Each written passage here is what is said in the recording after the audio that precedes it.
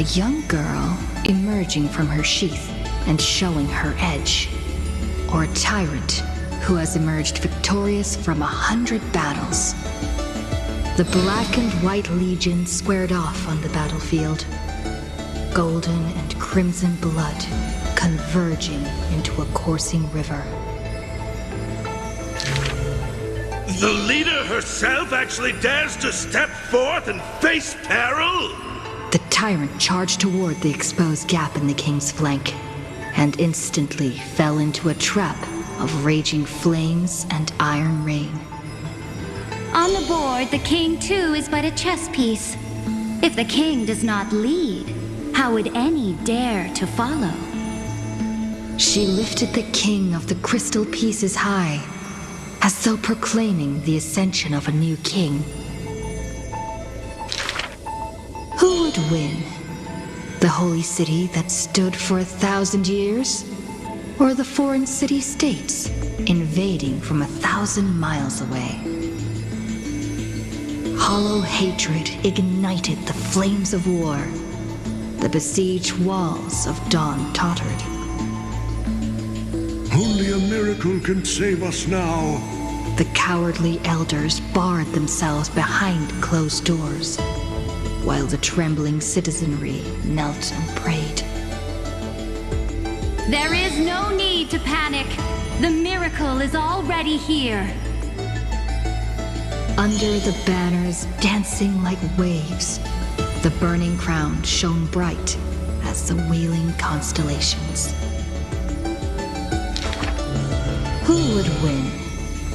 The general who saved the city, or the high and mighty with their privileged authority?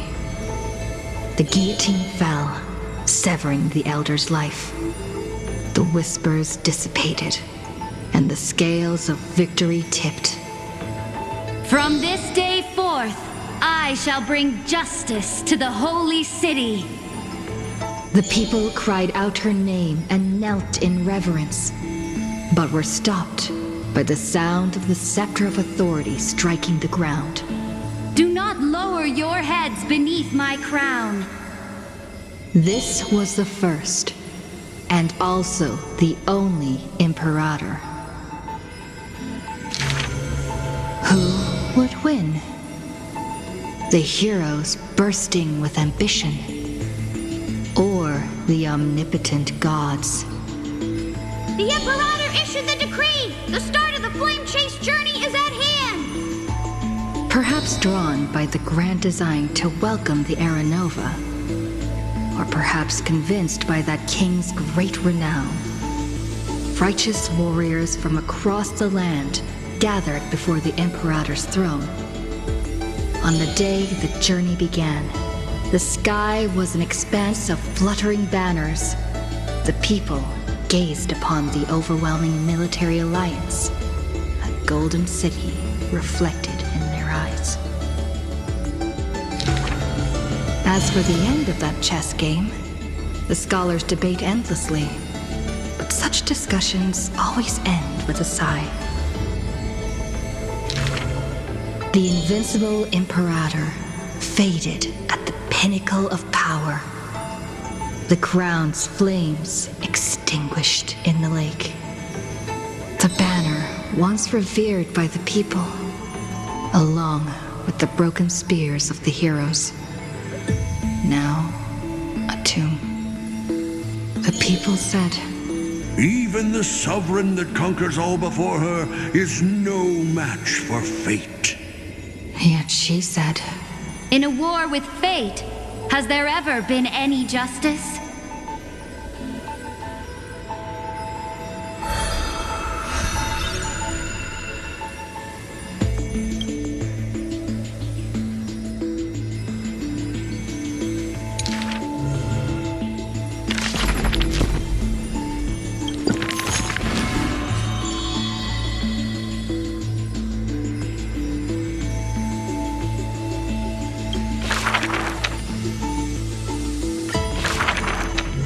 the gates of the Temple of the Three Fates gently open on the day of prayer, and the crowd crouched whispering like the tide. The priests of Yanis listen to the prophecies. The unwavering axis of the scales of Talenton maintains balance, and only Orynyx remains silent. Mother, teach me how to answer prayers. The Titan tasked with time is as perplexed as a child. Don't be scared. Please don't be afraid. A familiar voice rings out. Listen carefully. The future they want is in the past.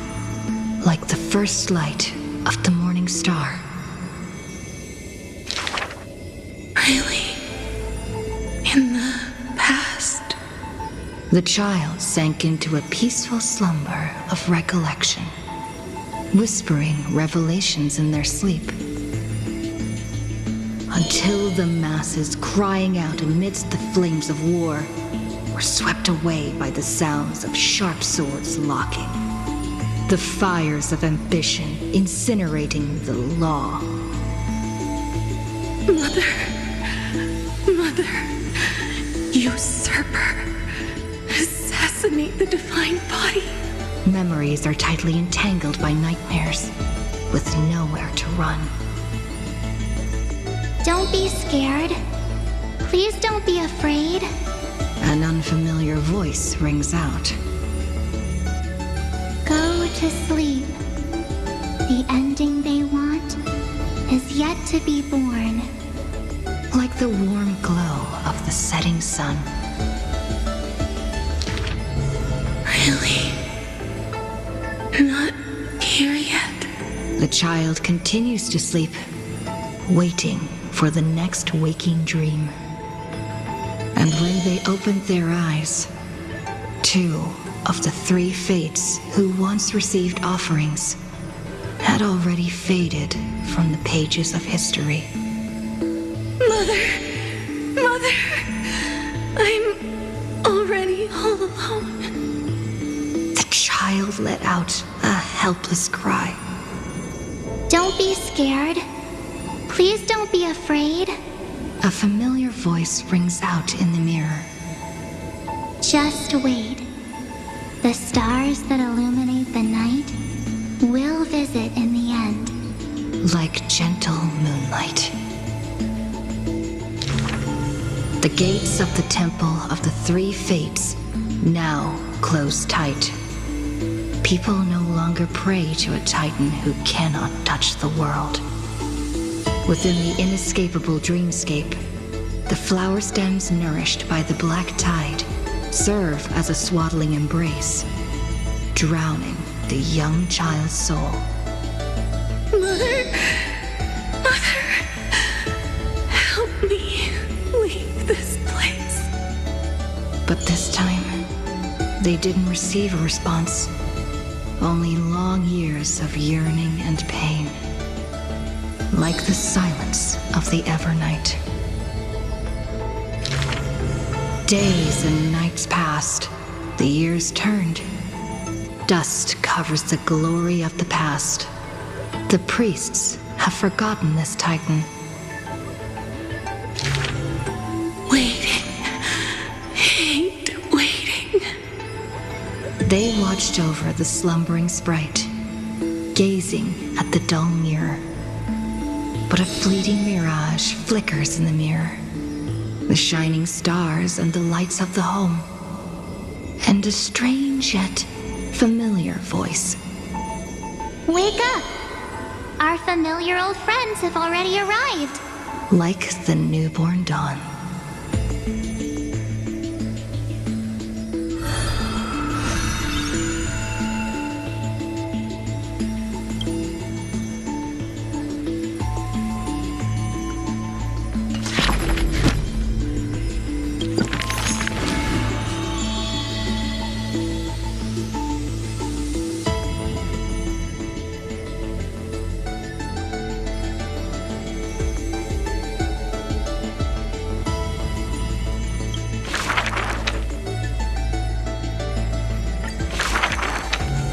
ancient chaos was shrouded in silence and shadow. The giant dragon's offspring was born from the earth. Sweet dreams had smothered the giant dragon's eyes and ears, and as they slept, the 100 eyes of Aquila had already opened, and Fagusa had begun to stir the playful waves. Yet Georios remained weighty and silent. Layer upon layer of peaks enveloped the dragon, cradling them in a bed more grand than any in existence. The giant dragons spent their childhood in darkness. From the moment their bleary eyes blinked open from haze of slumber, they hungered to feast on crude iron and drink deep of molten lava. Until one day, they raised their head and with a low, guttural voice, pleaded to glimpse light. The Titan lifted them up by their ribs, slowly raising them. The dragon's spine sliced through the strata of rock, cutting open the soil. When they reached the surface, they summoned mist woven of the fire of the stars. As though seeing themselves clearly and in full through the eyes of a giant bird. The giant dragon walked the earth alone. The Titan knew they were lonely and terrified too, and so sculpted new beasts from flesh and bone. In that wild, barren world, the giant dragon led the beasts of the earth. Excessively long life gifted the giant dragon with eyes that could pierce the veil of years. They witnessed the separation of day and night, as well as the entanglement of reason and romance.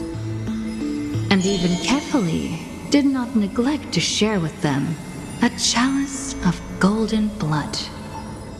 The ocean teased, saying, even should the earth sink utterly, they would not rot. Ever since they opened their eyes, the giant dragon rarely returned to slumber. And thusly, that mesmerizing dream that occasionally burst forth at night etched a trace on their memory. The gods they were familiar with were in this dream, and they were as immense and imposing as ever, yet had lost their freedom. Just what manner of magnificent pathstrider could imprison the Titans as mere reflections? The giant dragon dreamed also of their own path, that great breath from the heavens, or perhaps from beyond even the heavens. They dreamed of silver shards amongst the stars, reflecting the form of another giant dragon. That great cerulean dragon approached Amphoreus, the distant whispers roiling, becoming a roar engraved in the earth. They recognized the meaning in that low roar. Its name, permanence.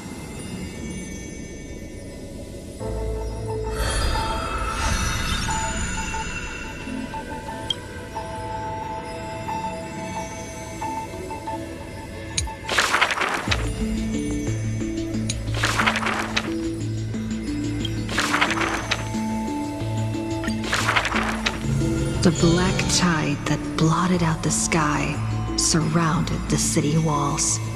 The soldiers manning the walls battered from battle. Melodious chords of music were suddenly heard. A single swordmaster had overcome the waves of enemies. The song flowed from betwixt the blades. breaking through formations as a dorsal fin cleaving the waves.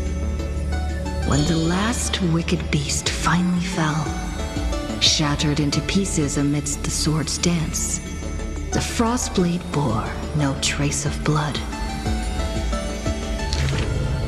The legions of heroes under my command are as vast as the sea, yet lack a formidable sword banner.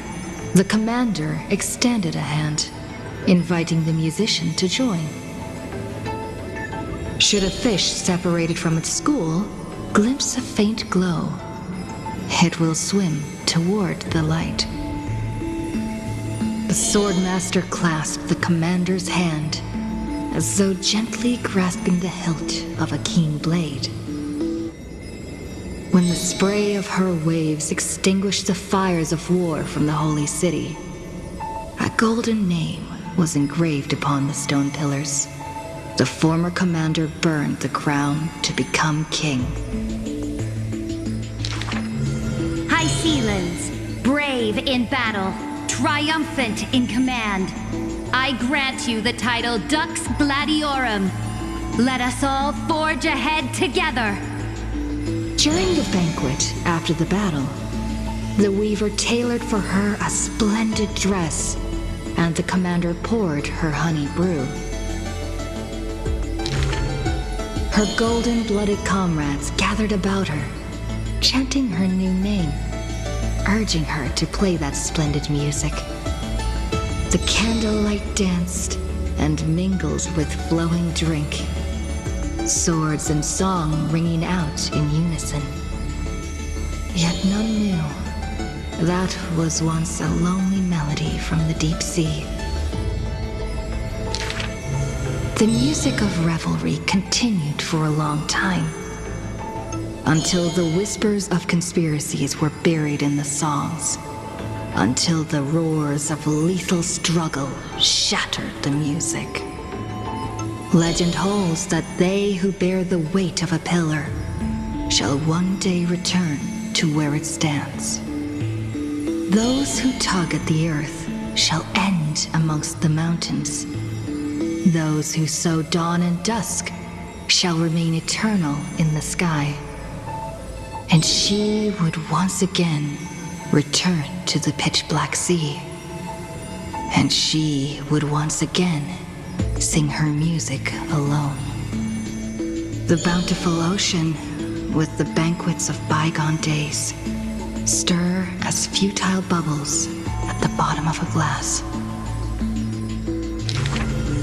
Many years later, the song once played by that swordmaster was played by future generations in the Holy City. The people knew the demigod of the seas was still a noble captain. She possessed peerless swordsmanship and a song that is passed down through the ages. It was just that she had long since vanished.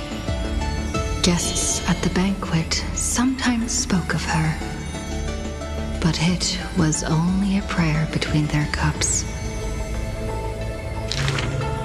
High Sealands, melody of the waves, bless our night that we may drink deep and dance till dawn.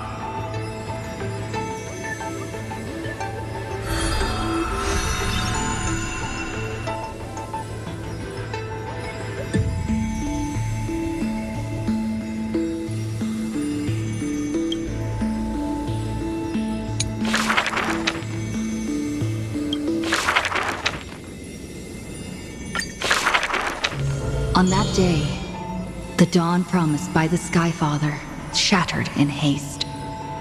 As the black tide surged, breaking through the walls with relentless grace. In a quaint yet exquisite courtyard, two bitter foes meet at journey's end. Their fates entwined in fate's regard. With no escape, no road behind, they trade a weary smile in kind. Together they gaze at the heavens of fire. If I can ever see the faint light again and stay alive. Then, Outlander Nemesis, you I will forgive.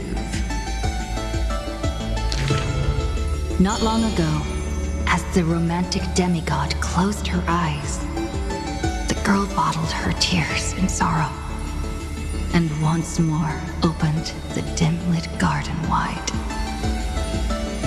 Two figures step into the courtyard's gate. A general of Kremnos, her body torn, by vengeance bound, by fury swayed. A noble of the holy city, once wrapped in gold, now haunted by a fate betrayed. A simple injury, or so the girl believed. Yet the two women met with scorn, their words like blades. Because their children fled in love's embrace, while bloody pasts left scars in place. A feud unbroken by countless years. A chasm carved by blood and spears. This was a sickness beyond the girl's touch. Just do your duty as a healer, girl. Family feuds are like sunlight and storm clouds. They cannot mend. At last, the girl saw it clear. The courtyard's birth in days of yore was born to mend the rift of dusk and dawn. Then I will make every effort to have you cast aside your difference in this faint light. Before long, the general's wounds were healed, and the noble's worries gently repealed. Yet when their gazes met once more, the loathing within remained unswayed. The girl then spoke the tale of her skykin, of a grandmother's sacrifice, a father's flight from within, of ancestors who descended, leaving their feud behind. Their hands in hers, she held them tight, yet flames of hatred burned too bright. She did not waver or despair. She just smiled and gazed upon the sky. I will use my own fate to prove to you. The courtyard, once bright, lay steeped in night. Hanging blossoms and wind chimes, all swallowed by the black tide. The general raised her spear for the noble's sake, while the noble whispered prayers for the general, gentle as a lake. If I can ever see the faint light again and stay alive. Then, Outlander Nemesis, you I will forgive. The death they awaited never came. Instead, a cascade of colors fell from the heavens, simply there, protecting them both. The sky still burned, dark and low, yet her words lingered, a gentle ember refusing to fade. I will use my own fate to prove to you. Day and night can be mended, and so can hatred be undone.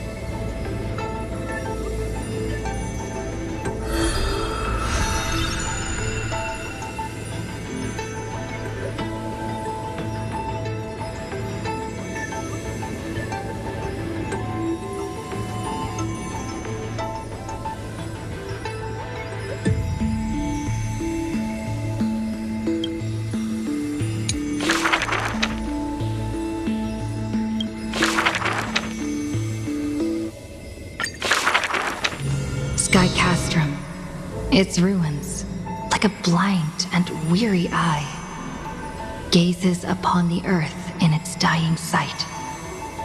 Alone, the girl remained upon the battlefield. No time to shy from the searing gold, no will to wear her usual smile.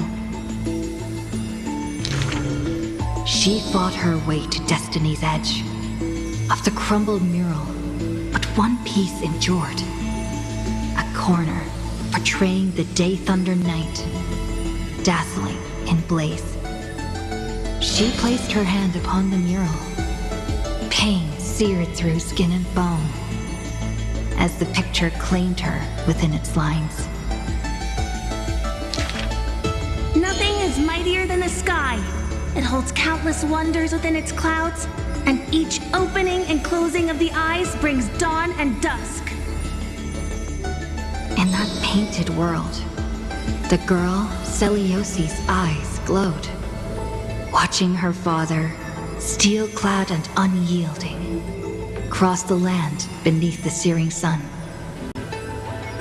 But the girl known as Hyacinth recalled her father's fragile light in the dark, the journeys into lands unknown, marked by endless sunlit days and restless winds. The sky is the gentlest of all. It watches over all things with compassion, showering them with soft rain and morning light. And yet, the sky remains so cold. It witnesses believers tear each other apart. And still, it cowardly flees from all responsibility.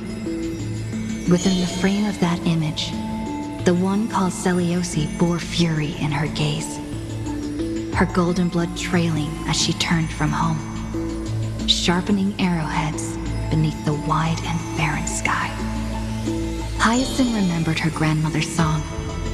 She recalled her prayer to Aquila before her grandmother's journey, and how bitterness followed her to an unknown land. But the sky is so lonely too, forever distant from the world beneath. It watches every sorrow, unable to intervene. No. The sky must be merciless. It must scorch the wicked, temper the fragile, and pass divine judgment upon all human wickedness. Within the mural, the girl named Celiosi became the divine eye, gazing down without mercy, a titan passing judgment upon her own kind. But in memories deep, Hyacinth heard their call, the golden threads that shielded all, the burning sun, vast and unyielding, carrying the weight of all the world had known. No, the sky must not forsake kindness. Through its boundless embrace, it carries the core flame of hope for humanity. The sky, it's so dark, so cold. In the depths of memory, the girl named Celiosi pulls her knees to her chest and trembles. Then please, come sit in my courtyard. A gentle ray of light seeped through. The celestial mural now fused anew. Once more, the land knows favor and boons.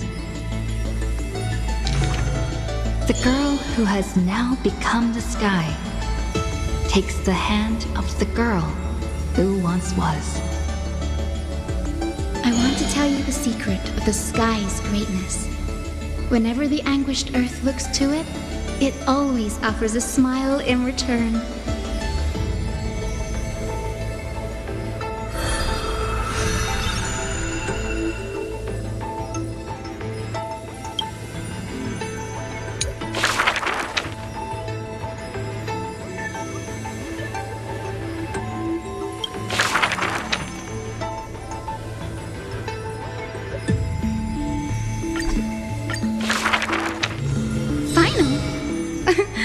Perhaps you're more suited to being a teacher's assistant.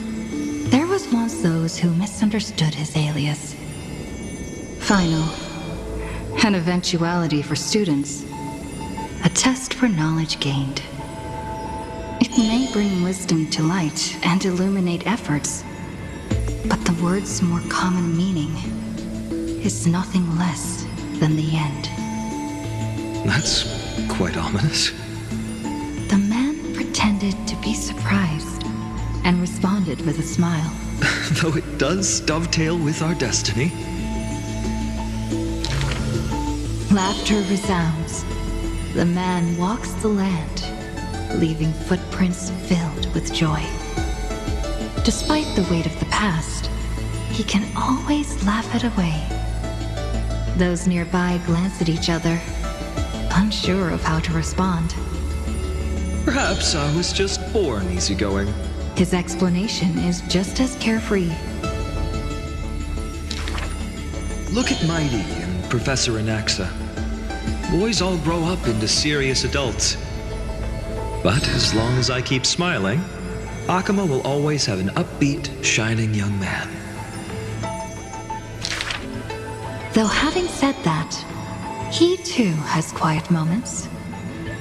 Each time he gazed long toward the coming dawn, a smile remained fixed on his lips, paying no mind to anything else. His eyes were painted with the azure of the sky, gaze fixed on the Titan bearing the world. I was just imagining. He explained his own trance in a comment. Kefali too was once in mortal flesh and raiment.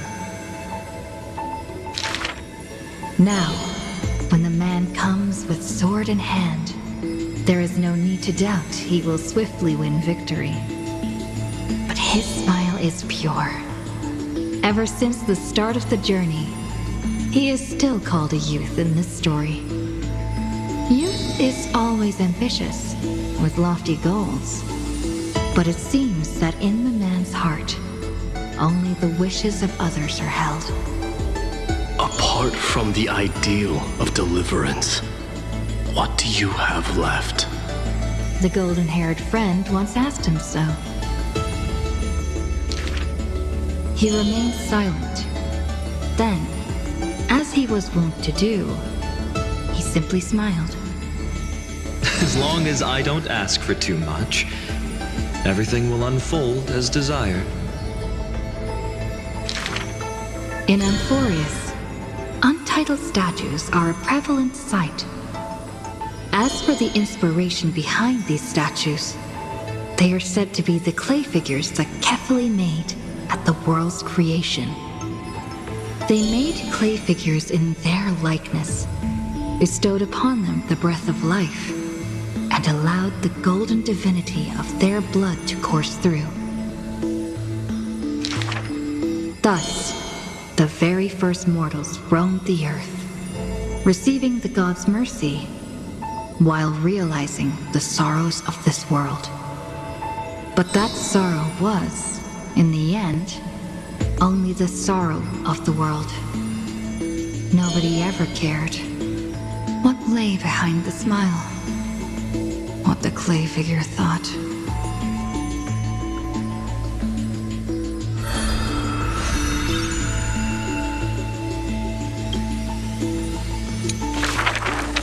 The people likened him to the blazing sun, bringing to Amphoreus a glorious dawn. And for his part, he embraced their expectations, being willing to become the perfect vessel. Like that god who shouldered the world, the man never cried or frowned. Yet, he is not proud of his resolve, for sometimes he even avoids the funerals of the departed, only out of fear that he cannot cry for those in pain. He once sought out emotions of sorrow and walked with the lowliest of people. Henceforth, your misfortune shall be my misfortune. Responsibly and diligently, he protected all for the people, living in dilapidated cottages, sitting on aged stools, subsisting on nuts and fruit, beset by hunger and cold. The people thanked him for his grace, like a hearth warming winter nights. The man's presence dispelled the cold, leaving warmth with promises of morrow. Whence does his warmth come from? None ask. The man gradually perceives his true nature, but he dares not speak.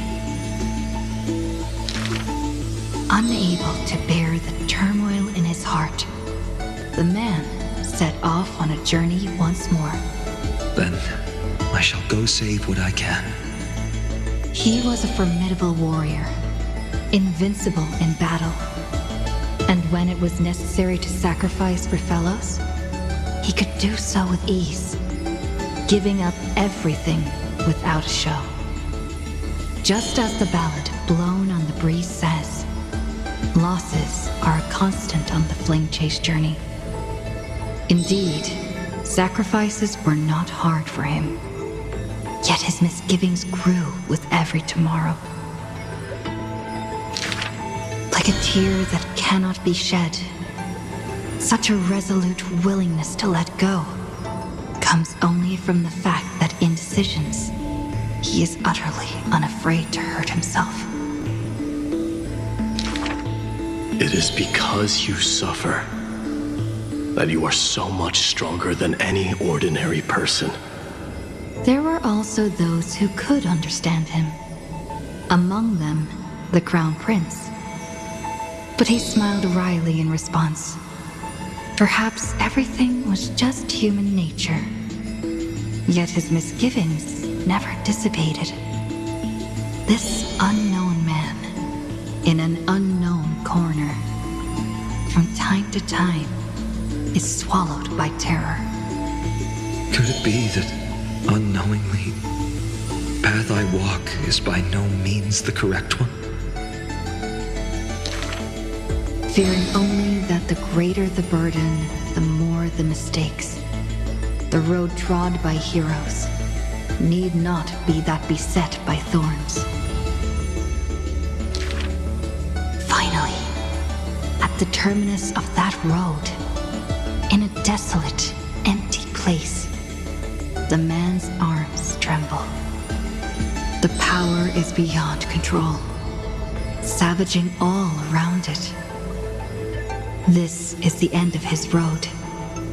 But perhaps he had long foreseen it, but was doomed to be powerless to change it. I am willing to shoulder this world. That is no lie.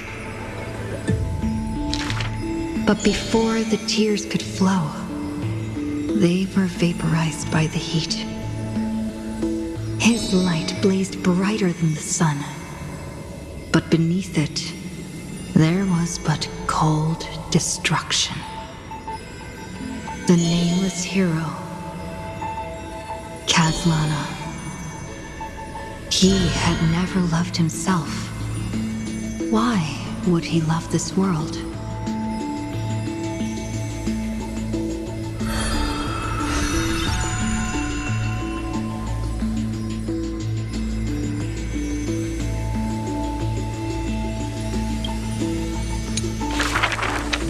A gust of wind will one day sweep past, wiping away all the man's tracks.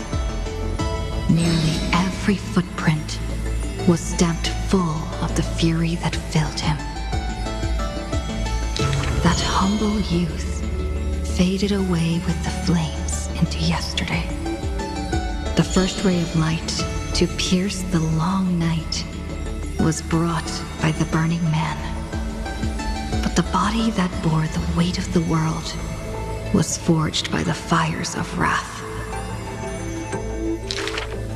Rage is a crafty emotion. It changes its face, concealing itself within the man's life. His friend fought blood-soaked battles, so their people would need fight no longer. But every victory in battle he gained left him neither satisfied nor proud, only with the indifference of emptiness. You must be careful. Duty does not drive you to wield your blade, but hate. His teacher kindly reminded him thus. And behind that hatred, you seem to desire the destruction of the self.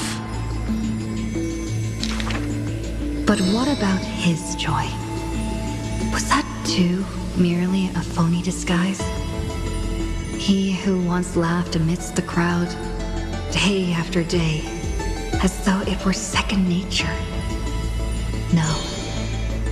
Even though he knew not the meaning of love, that happy past was not a lie someone wove. But now, even those memories have melted into fury. His hatred is such that he cannot hold on to what he cherishes, though all is precious to him.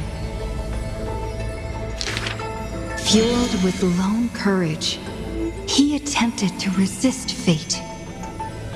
But the burning sun that shines upon all creatures, once fallen, will incinerate the land, becoming golden death. But what of his sorrow? Indeed, the man could shed no tears. But at the moment the cycle manifested, when all that was familiar was now remote, the world collapsed, becoming empty in an instant. But the stabbing pain in the man's heart, was it but the residual warmth of his wraths? The truth no longer important. The man simply took another step forward. He wasn't willing to believe it, but was willing to acknowledge it. There is no need to question your heart. No need to crave victory. If I am born to be a vessel of sin, then I shall roar at evil, and together with it burn. In the endless cycles, there were some moments when the man felt everything dissolve like a dream. In that dream, he would awaken again and become once more the boy who loved to laugh. But were he to open his eyes, the fury would cast a shadow. He saw the creators choke his throat, gurgling and gasping. And in that boundless dream, he mistook them for his own jest. But their true forms were violent hatred towards the creators, towards himself, a roaring inferno. The prophecy departed. Amphoreus was unable to usher in the dawn. What rises in the distance is not the morning sun, but a ball of all-devouring fire, setting the universe in conflagration, searing till the end of time.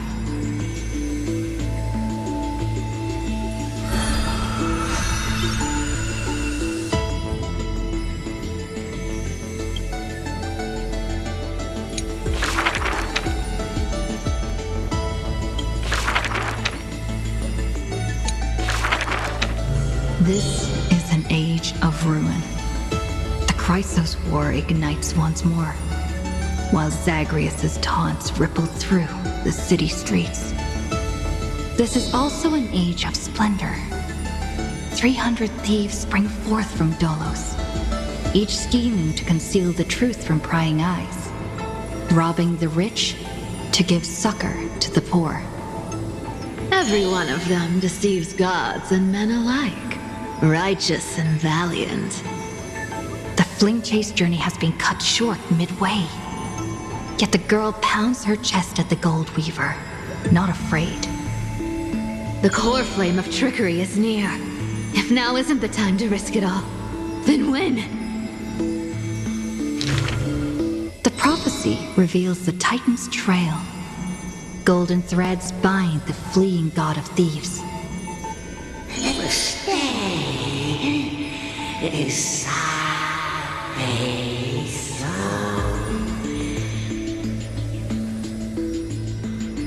The young girl flashed a grin and walked towards the god who was pretending to smile.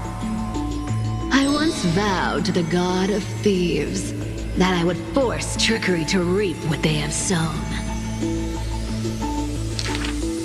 The Titan whispered from the vortex, the god of trickery's earnest plea. They made a promise to the girl who entered the trial, that the whole world would be bathed in light. No more lies and deceit.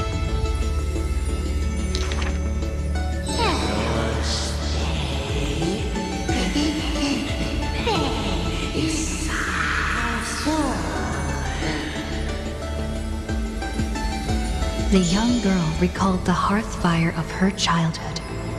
Cyphera, only honesty is well liked. She pursed her lips. That does sound like quite the ideal society. Of course I didn't accept. How boring would a world without deception be? The young girl demonstrated her newly acquired divine power, molding lies into reality. The defeated Titan is now naught but a wandering soul. But somewhere far away, a purple spirit thief opened bleary eyes. They had forgotten their previous life as a Titan and remembered only the girl's crafty message. Go! Collect treasure, you greedy little grape.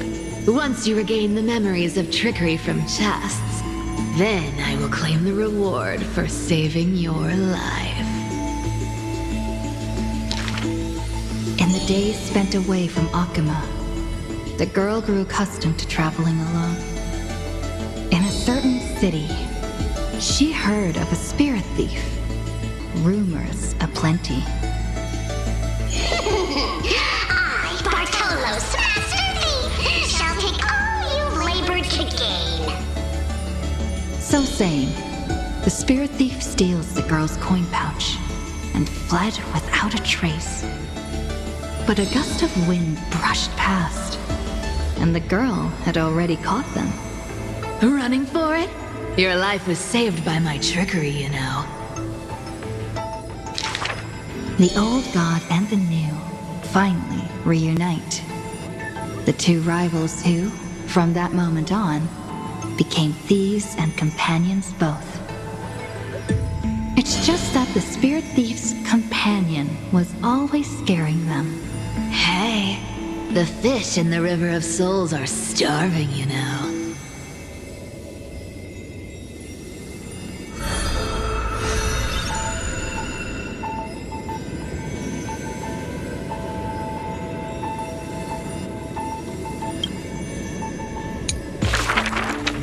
A thief reveals a few lies. The first lie is called Fellow Thieves, come on and deceive gods with me. The world has already forgotten that feast. Lies unnumbered that drowned the Day of Souls. Schemes uncounted, burning for a night of revelry. 300 thieves shackled in imprisonment, in exchange for a Titan's resigned confinement. To have managed to trick the Grand Master of all tricks. I can die happy now. This was Dolos's great achievement. The deception of the gods, where even Zagreus was fooled. The second lie is called The god of trickery is now naught but a wandering soul. Why did she spare the Titan's life? The young girl knew not, even after asking herself. Was it greed for the treasure they promised? Or had she vaguely perceived their lonely fate? It's because you're every bit as despicable as I am. It's such a relief not having to deal with the noble. The girl dismissed and made light of herself, only forgetting trickery was once a god that supported. The third lie is called Oh, eternal day, endlessly illuminate the holy city. At Dawncloud, the chaplain's secrets foretold the coming of that endless night. What if my lies are more sophisticated? Can the dawn last forever? No end in sight? Bearing the fate of the Thief Star, the girl was long used to walking in shadow. But as she gazed towards the holy city's dawn, her duty became fixed in her heart, stalwart in might. The fourth lie is called. There's no reason. I just don't want to see you again. The girl tried to mask her nonchalance, but could never fool the Golden Thread's questions. But it is the false-hearted malice that most powerfully forces belief. A true flame chase hero willingly faded from attention, while the wayfaring traveler grasped tight onto fleeting light. She used divine power to forge a mask and conceal the last of her true heart. The fifth lie is called. No. There are no more lies left. The whimsical coin fell to the ground, telling the tale of fate fulfilled. Travels unwitnessed, roses unknown. To whom may these now be told? Lies are always but lies, but you can make them more beautiful than the truth. Under the somber sky, golden blood soaked the thief's cloak. Like a golden thread tailored just for her, an exquisite robe that she never stole.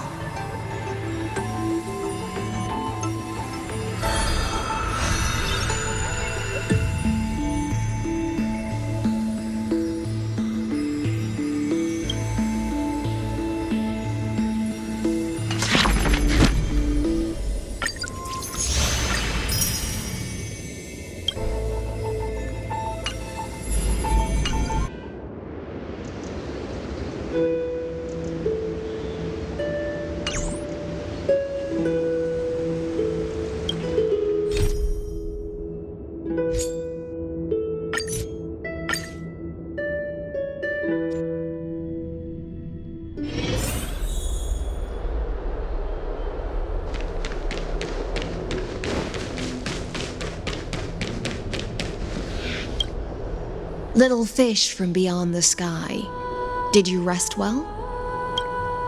The Imperator and the delegates are about to arrive. If you are ready, please follow me to the meeting.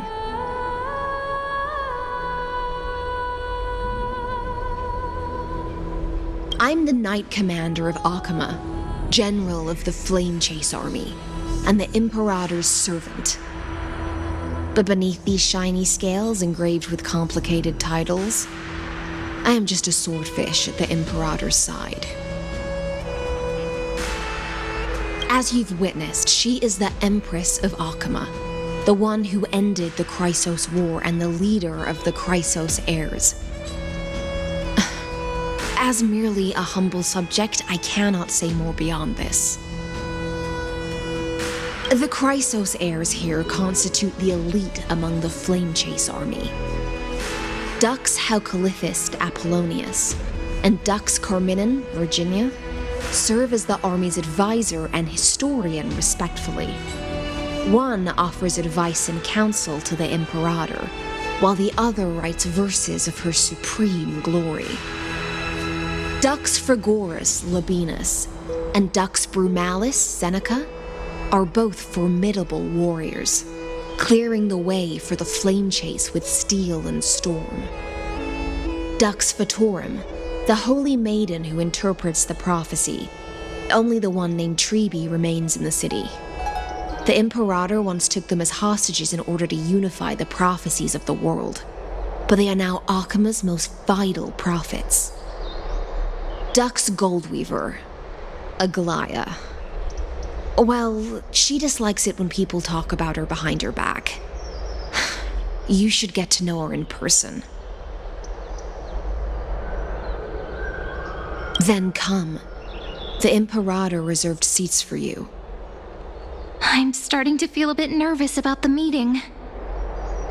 Since Saridra is presiding over the meeting, it'll be a good opportunity to learn about the law's inclinations in the current era. Let's keep our ears open, okay?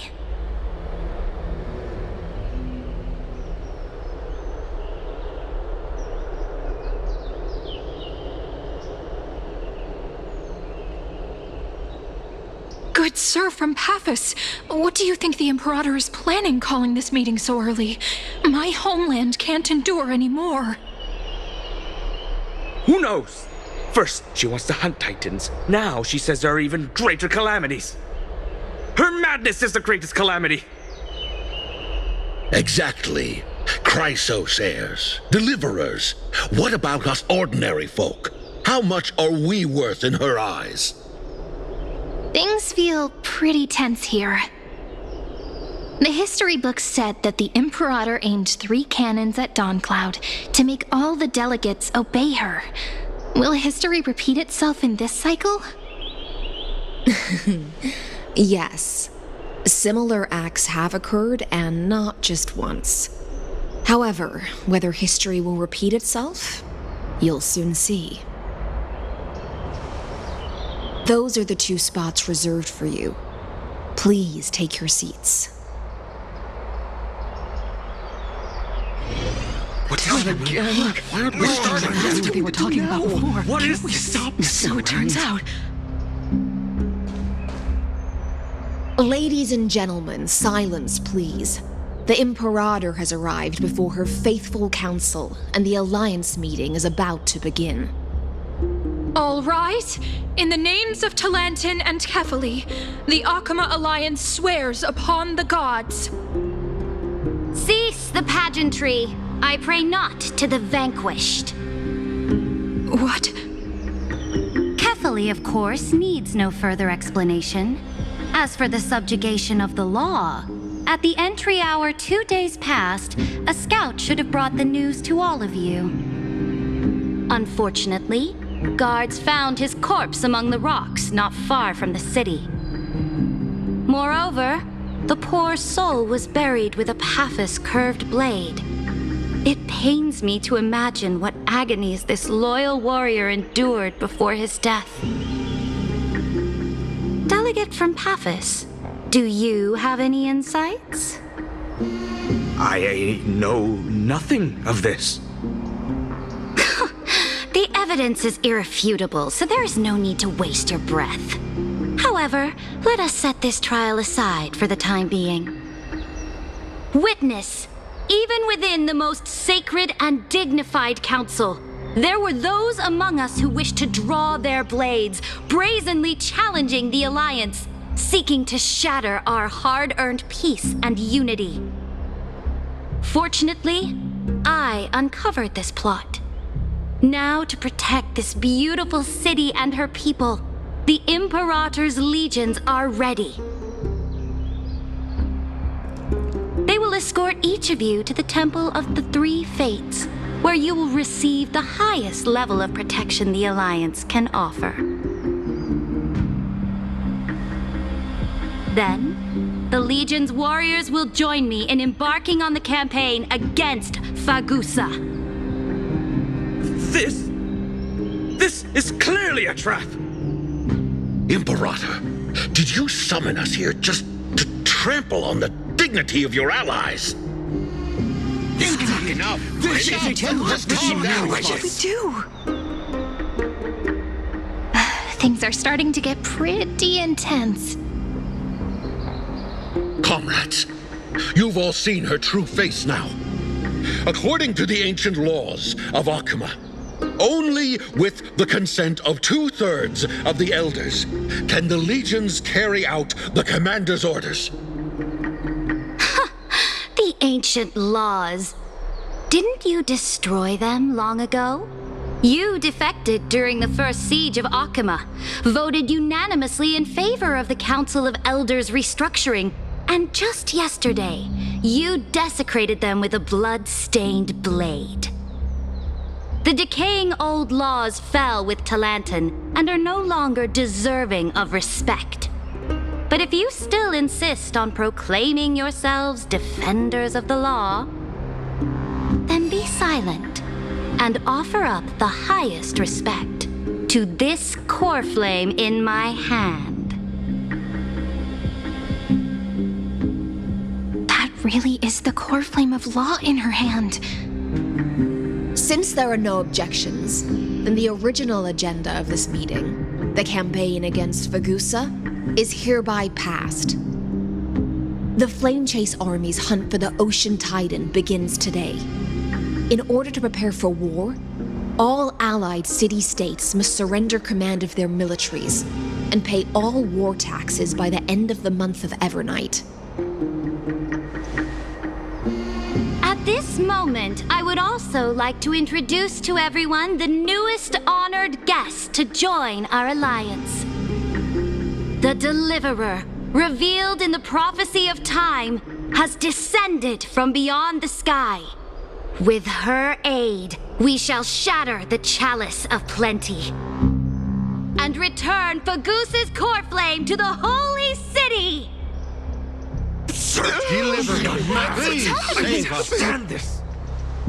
Absurd. Simply absurd. A deliverer from beyond the sky. This is just like that prophecy about slaying gods. It's a lie you've used to grow your power. Ladon has already sacrificed countless soldiers, and now you want me to send even more of my brothers and sisters to be used and discarded by a tyrant!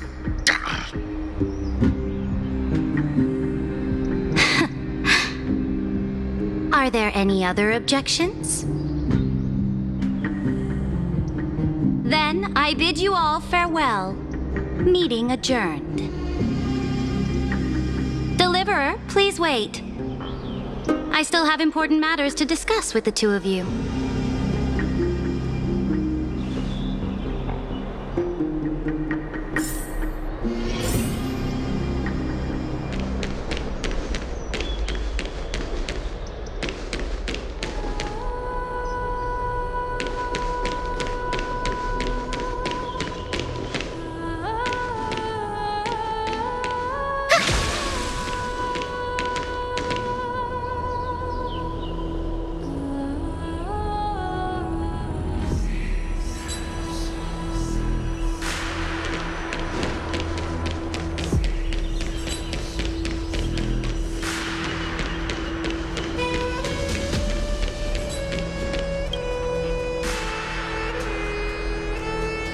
I apologize for that farce of a meeting.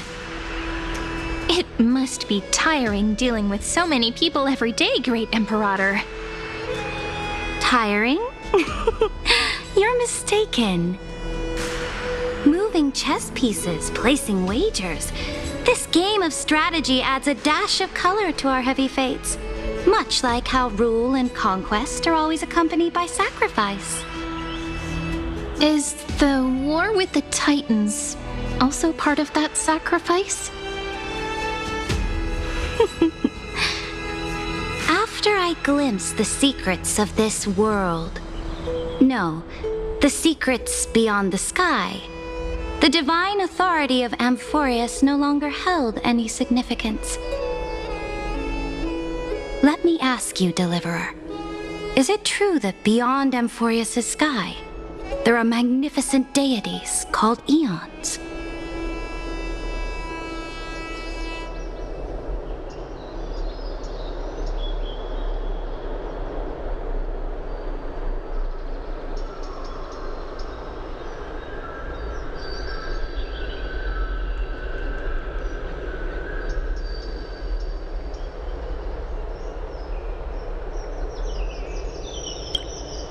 Ah, that certainly captivates my interest.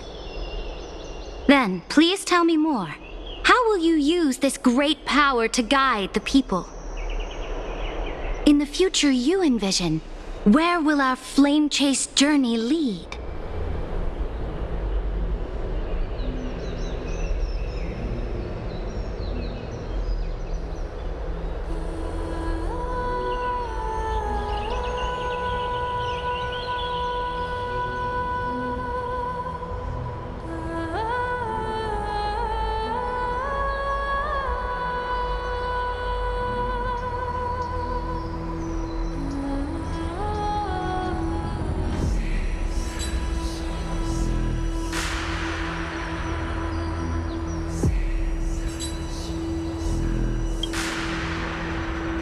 Oh?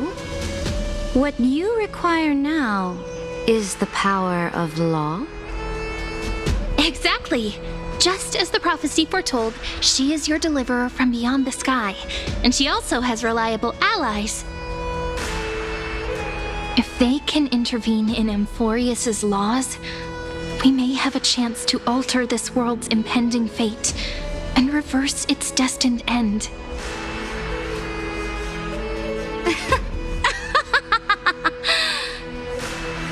Very good, Deliverer. You have courage to say such presumptuous things, even knowing that the inheritor of the law stands before you. You mean... In the past, anyone who dared to covet the Imperator's divine authority would have met a gruesome end. But now we can see beyond this dying world. Our journey should no longer be confined below this stubborn sky. Alas, that fickle ocean titan has obstructed the spirit water leading to the vortex of Genesis, hindering my ascension. If the core flame of law cannot be returned, your path to deliverance will never be realized. Now that things have come to this, we must resume our once stagnant journey and force the waves that block our way to recede. So, you agreed to cooperate with us? Cooperate? Forgive me, but I never cooperate with anyone. Though I will permit you to join me as subjects, and together we will forge the most perfect law. This is... the Flame Chase Medallion, a symbol of the Flame Chase Army. Every noble in Akuma carries one. This medallion represents the will of the Imperator herself, and you may act freely within the city with it. Before we embark on the crusade against the Ocean Titan, you should rest in Akuma for a time.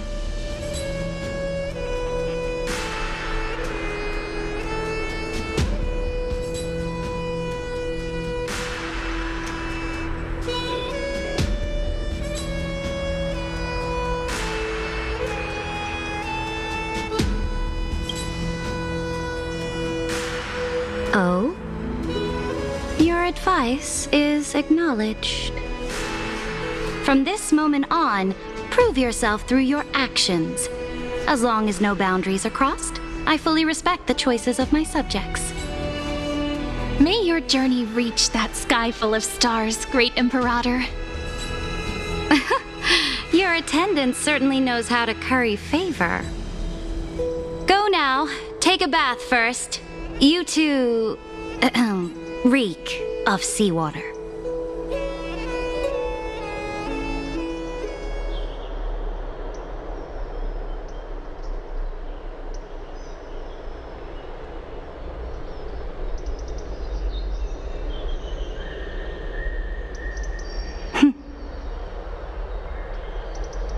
Come forth, Theoros. Yes. Great Imperator. Now, perhaps you're willing to hear my counsel.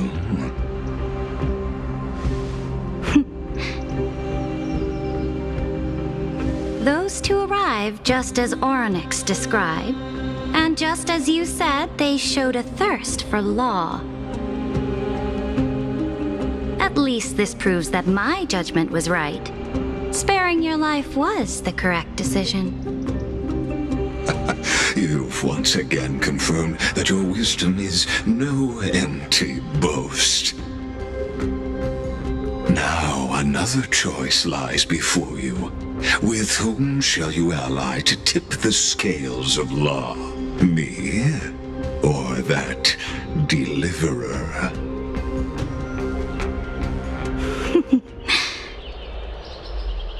Remind me again, Antikythera.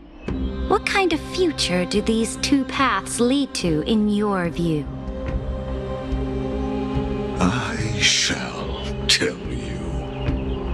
You are entitled to know that the deliverer from beyond the sky is not a wholly wicked being, but from the very start, her stance has been completely at odds with Amphoreus.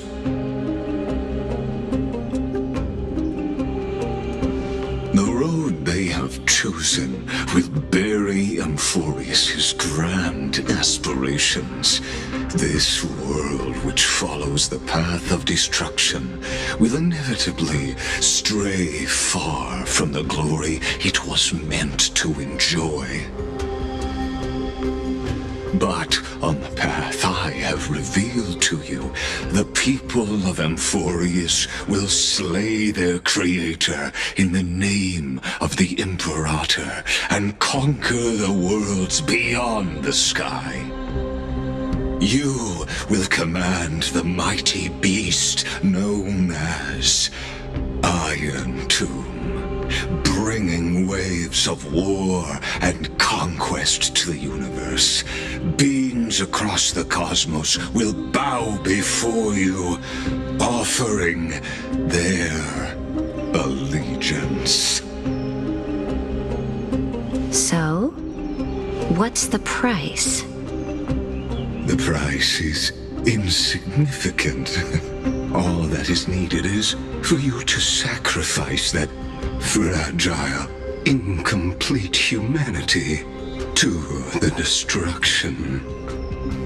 As a Chrysos heir of the prophecy, you have already chosen to abandon it, have you not? Off you go, Theoros. I have already made my decision. Once I ignite the core flame of law and burn away the old, outdated rules, Amphoreus will embark on a journey across the stars.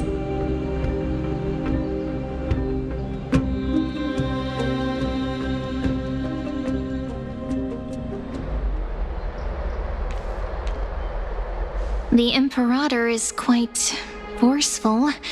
She didn't give us any chance to ask questions. And she's clearly hiding something. What do you think?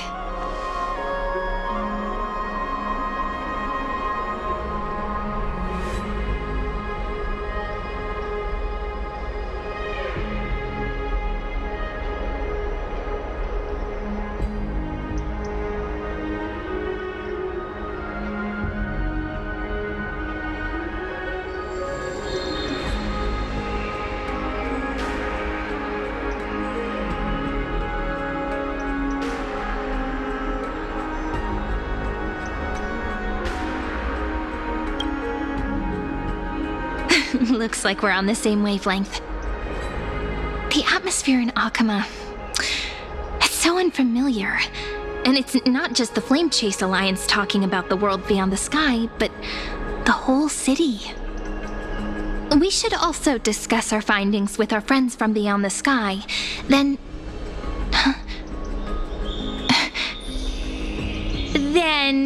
we should go enjoy the renowned bathing culture of the holy city and relax. It's the thing I've been looking forward to most on this journey.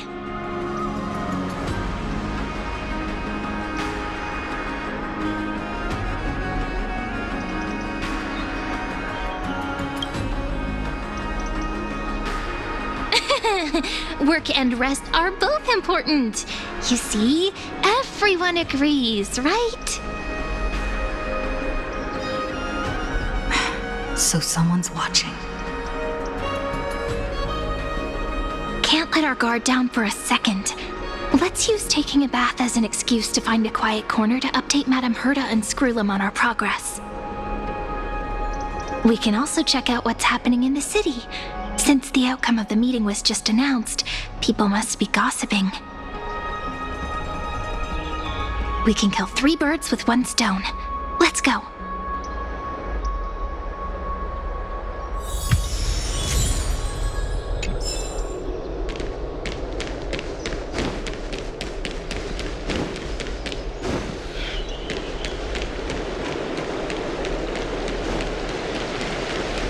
Oh, so many people! The holy city is so lively.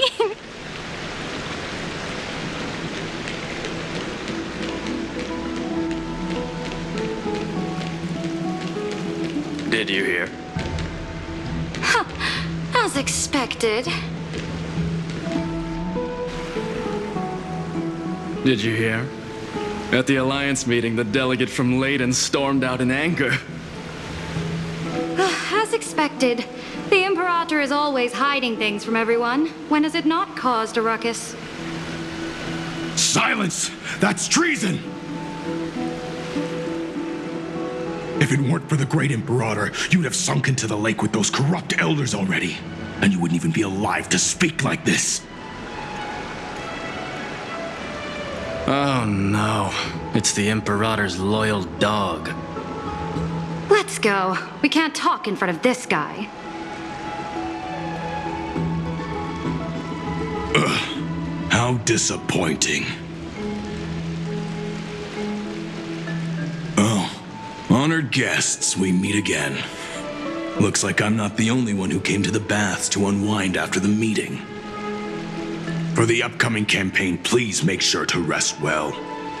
I am Dux Fragoris, a trusted officer of the great Imperator, willing to fight alongside the Deliverer in the coming battles.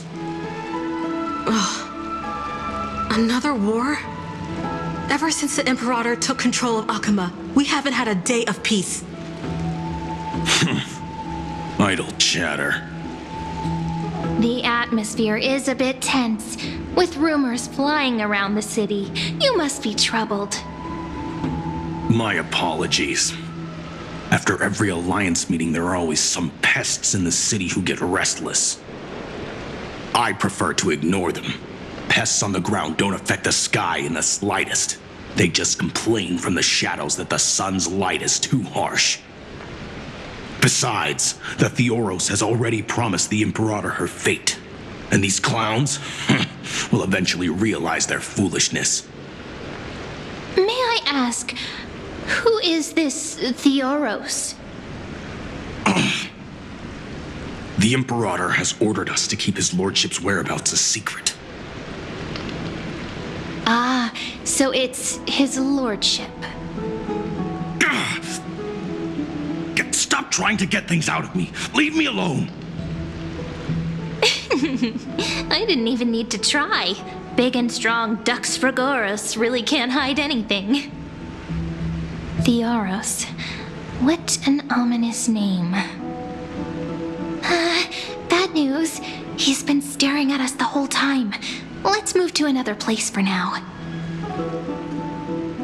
We don't know how much Saridra has concealed from us. In the worst case scenario, we may have to face more than one enemy.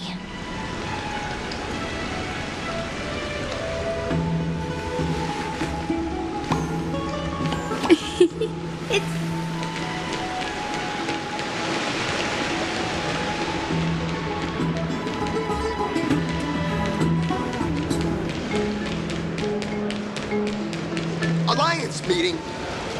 Ridiculous! Alliance meeting? More like a cage where creatures with golden blood claw at each other. And Flame Crowned, who ends wars? Clearly a tyrant who doesn't deserve such a title. You're absolutely right.